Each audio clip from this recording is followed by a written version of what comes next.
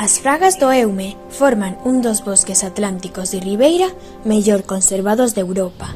Con máis de 9.000 hectáreas e menos de 500 habitantes, é un espazo case virxe onde a natureza mantén o seu equilibrio. Hoxe acompañaremos a familia Ratoqueixo na súa excursión a este espazo natural, onde descubrirán e nos irán amosando a beleza, a historia e a vida que agocha este bosque único. Hoxe imos coñecer o Parque Natural de Fragas do Eume. Queremos que coñezades o seu valor natural, cultural e social. Hoxe imos ver un parque natural. Que iso, papá? Sí, que? É un lugar cheo de árbores e animais. Imos, seguídeme. Este bosque é un dos mellores exemplos de fraga atlántica que quedan en Galicia. As pontes colgantes como as de Cal Grande e Fornelos permiten cruzar o río Eume e ofrecen unha das vistas máis impresionantes do parque. Desde aquí podes observar o cañón que o río leva excavando durante séculos. Con moito coidado. Imos, papá! Moi ben, fillos. Que alto! O Mosteiro de Monfero é un dos lugares máis importantes das Fragas, recoñecido pola súa fachada con patrón de cadros. Representa a longa historia dos monxes que viviron aquí durante séculos.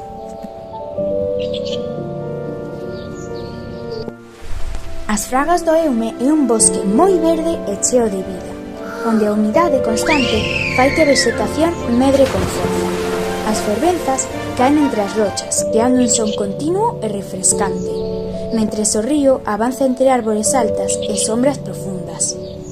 Centos, musgos e ervas húmidas cobren o chan, completando unha paisaxe natural que transmite calma e movimento ao mesmo tempo.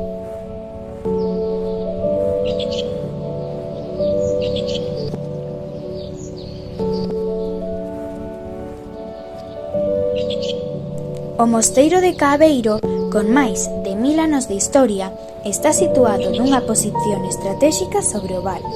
A súa función era ofrecer acollida aos viaxeiros e controlar o territorio. Nas Fragas do Eume, os paxaros son a voz do bosque. Entre as follas escoítanse paporrubios, ferreiriños ou o pimpín.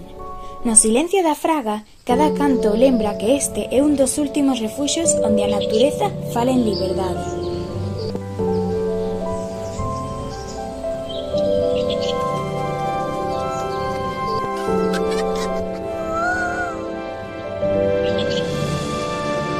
Estes lugares lembran a relación que houbo entre os monxes e a natureza. Sí, un legado impresionante. Mamá, que fermoso! Imos ver máis!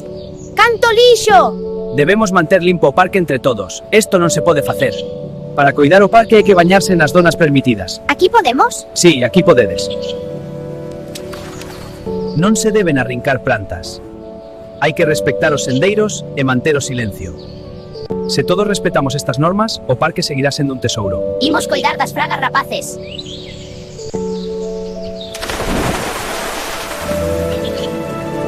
Que lugar tan especial! Recordar, ratiños, que en coida o parque coida tamén a nosa historia, a nosa casa e a vida que nos sostén. Coidemos as fragas do Eume.